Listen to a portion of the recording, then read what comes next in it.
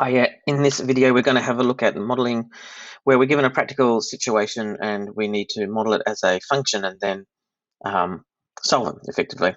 And we're going to look at a cubic in this instance because we have done modeling under quadratics and linear as well. So it's just a continuance of that kind of theme. Okay, so let's have a look at the basic principles of modeling here. And I've got them as kind of like just a four-step process, really. Read the problem to make sure that you understand it. Strategize. How am I going to go about solving it? Think about that first. Don't try and solve it without thinking about what's the best way of solving it. Solve. That's when you actually go and do it, and then respond. So, looking at it more detail there, when you're reading it, read it a few times. Just scan through it first of all to get a sense of what the problem's looking for, and then read through it again and say, well, what do I know? What's it actually telling us? What are the specific things that it's telling us? What don't I know? I.e., what do you need to find out in order to solve the problem? It could be as simple as saying, what is it a question asking? Because I don't know that, because otherwise it wouldn't be asking me to do it. Or it could be like, in order to answer the question, what else do I need to not know? And the third one is like, what are the constraints? So sometimes you're given information that will constrain the problem in some way, that'll force you to work in some way. So if we have a look at the example on slide 2 there, you can see that the first brush through says, the following rectangular prism is such that the sum of the three dimensions is 160 centimeters. What are the dimensions if the volume is for 50,000 cubic centimeters, and what is the maximum volume? Okay, there's a lot to unpack there. So I'd say, okay, well, it's a rectangular prism. I'm reading through it a second time now. So, okay, I've got a diagram there, so that's help. The sum of the three dimensions. Do I know what sum means? Do I know that means adding them up together? The three dimensions is 160 centimeters. So it's not summing all the lengths, side lengths, but just the dimensions. So I can see that's x by h. Okay, so I'm sort of doing this really fast, and with practice you can do it as fast as me, or faster, obviously, because I'm not, vocalizing all your thoughts. But don't worry about it. Don't worry about it. You can go as slowly as you want to. The sum of the three dimensions, okay, so I've got a fact here. The sum is 160 centimeters, and that's also a constraint, right? Because I can't just create any old box. The box has to be such that x and h is 160 centimeters. Okay, so that's a constraint.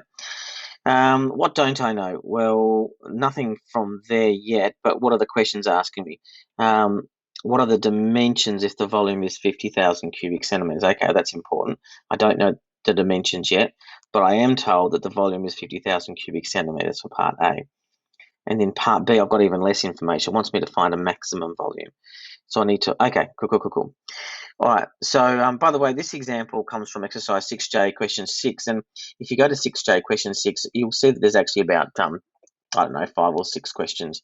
And the idea with those 5 or 6 questions that it asks is that it's leading you through this pathway. But these are the two key questions that is asked, or that are asked. So what I've got here is I've just boiled it down to its basics. The other thing I should point out too is that I've written this example down because I've gone, oh, I think this would be a good one to use. I have not tried to solve this problem yet, so maybe I'll get it wrong in the end. Who knows?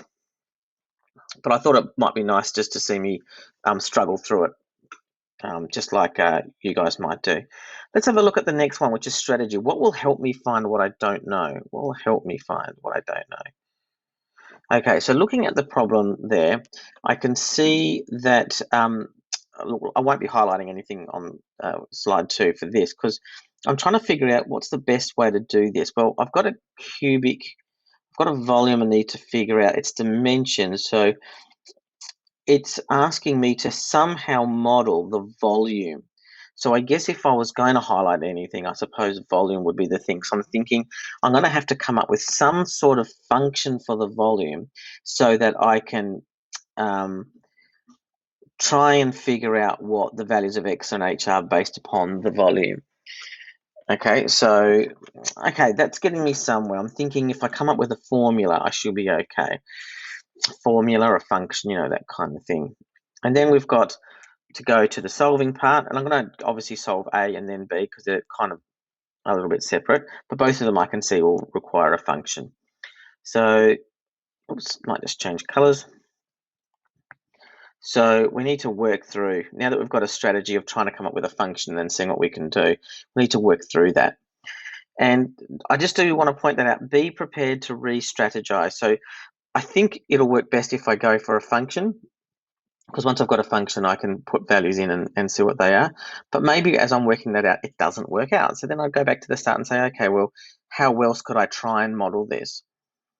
Okay, and then the last thing that I've got there is respond, which I'm not ready to do yet. I'll come back to it, but I'll just highlight the critical bit, which is the solution reasonable, and did I answer the question? Two really important things to look at. So if I come up with dimensions of 5 kilometers by 5 kilometers by 900 kilometers, based upon the values here, I would say, oh, I think I've stuffed up somewhere.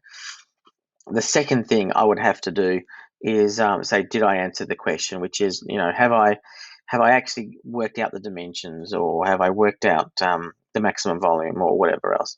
So I need to make sure I'm checking that, because it's too easy to sort of like stop when you've got a value for X instead of actually working out the problem. So let's have a look at it. So like I said, I haven't done this problem before. All I've done is prepared by writing the problem down, thought about it a little bit, and I've got a calculator ready to go, as well as some working out space. So let's start off with part A here, and it's what are the dimensions? Just a volume is 50,000 cubic centimeters. So I'm going to write down the facts that I do know, and that is that the sum of the dimensions, so that's going to be x plus h is equal to 160, which I can then simplify to 2x plus h equals 160. Okay, that's a good place to, that's one fact. The other thing I know is that volume is equal to, let me see now, length times base times height, or whatever. So that's going to be x squared h. Okay, now this is a classic kind of optimization problem, and again, with practice you sort of get there already. But what I see is that I have a volume with two variables that make it up, right? And the problem with that is that I can't solve for anything if I've got two variables, right? Because it basically could be any kind of values that could, there's an infinite number of values that if I multiply, if I square it and then multiply it by another value, I can get 50,000. There's an infinite number of those. Why 50,000? But because that's what the question says. So I need somehow to eliminate either the x's or the h's, so that I can solve for the other variable. And I can see from here, so I'm going to go back to the equation that I had up here and say, well, I can actually express one of the variables in terms of the other variables with a bit of manipulation, because I can just subtract 2x from both sides, and suddenly I've got an expression for h in terms of x. And what that means is I can now replace h with the expression I just worked out, and then set that equal to 50,000. And now I've got an equation with one unknown, and therefore it is solvable. So that's a Barry bonus. So what I'll do is I will stop doing equal signs off to the left there, and then just expand this. I've got 160x squared minus 2x cubed is equal to 50,000. That's an equation with just one unknown. So now I'm going to have to solve this equation. Lots of big numbers here. I also think I might rewrite it in terms of leading powers or descending powers of x, because it makes me feel more comfortable. So I'm going to put minus 2x cubed off to the left there. Then I've got plus 160x squared. So I haven't changed the values, I've just reordered them. But then I'm going to take away 50,000. I've basically subtracted it from both sides, and I've got it equal to 0. Cool. Now, I need to solve that. So I'm going to go over to my trusty calculator, because although I could simplify it, how about I simplify it, because I should be doing that kind of thing. I'm going to divide everything through by -2, because it just makes me feel better. So I've got x cubed plus 80x, oops, I've divided by -2, haven't I? Minus 80x plus 25,000 is equal to 0, and I'm solving for x. Okay, so I can probably, if I thought about it, perhaps I could work out what x is simply by finding, sorry, it should be a square there, by using the factor theorem to try and come up with something, but I just don't really feel like doing that. So I'm going to go to the GDC, and I'm going to use my solver to figure this out. So I'm going to go x cubed minus 80x squared, there's no x term, plus 25,000 equals 0, and I'm solving with respect to x. I've got to put comma x in, close the bracket, and oh, I've got a very nasty looking answer here, so I'll just get the approximate answer instead. So I've got x equals minus 16.1221268, x equals 20.4976, or x equals 75.6292. Okay, so I've got three possible solutions. Now, one of those I can take out straight away. This one is not a solution because x has to be a positive number, right? So on slide 4 there, I'm going to be switching, I'm going to write them down on my iPad, and then I'll switch over the screens. So I've got x equals negative 16 point, I'll just do it to 2 decimal places, I think would be good enough, 13, or x equals 20.4976, 20.50, or x equals 75.63.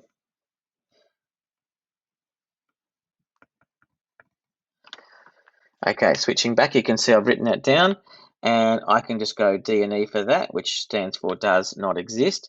So I've got two possible solutions. So let's have a look at what that means when I substitute them in, because I remember solving for x is not what I was asked to. This is where we go to the respond. Is the solution reasonable? Looks okay. Both of those look okay to me. Did I answer the question?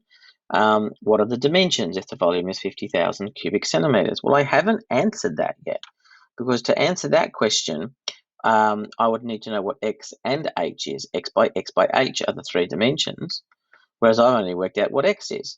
So I need to go and work out what h is as well. So I'll go to my equation, which is h equals 160 minus 2x, and go,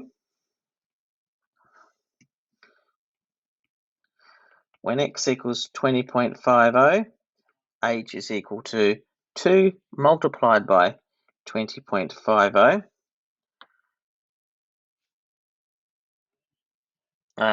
Sorry, I got that around the wrong way. 160 minus 2 times 20.50, which is equal to, again, I'll go to my calculator and I'll just go 160 minus 2 times 20.50. I technically, I probably should just go and use all those decimal places to try and make it as accurate as possible, but I'll leave it at that. So I've got h is equal to 119. And when x equals 75.63, h is equal to 160 minus 2 times 75.63, which equals, so 160 minus 2 multiplied by 75.63. And I'll just do it up, exactly equals 8.74. So I've got 8.74. Okay, so the dimensions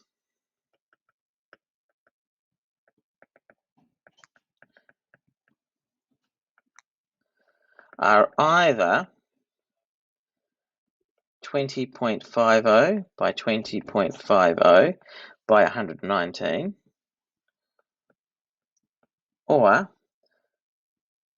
75.63 by 75.63 by 8.74. So we've got two possible solutions there, both of which would work to make the volume 50,000 cubic centimeters. Okay, I'm going to pause for a bit here while I just get up another screen. Okay, sorry, I just wanted to get the solutions up from the textbook, and you can see that it corresponds to part E here. So you can see that there were in fact two values of x. Now the reason why there's no value of h here is because the question specifically in the textbook said find the values of x, for which the volume is 50,000 cubic centimeters. So you can see we've got two values here, and I've just gone one step further to work out the h values. But it means that basically that there are two possible dimensions that work. So there are two possible box shapes that have these particular properties, a square base and a height, and the sum of these dimensions would be 160 centimeters.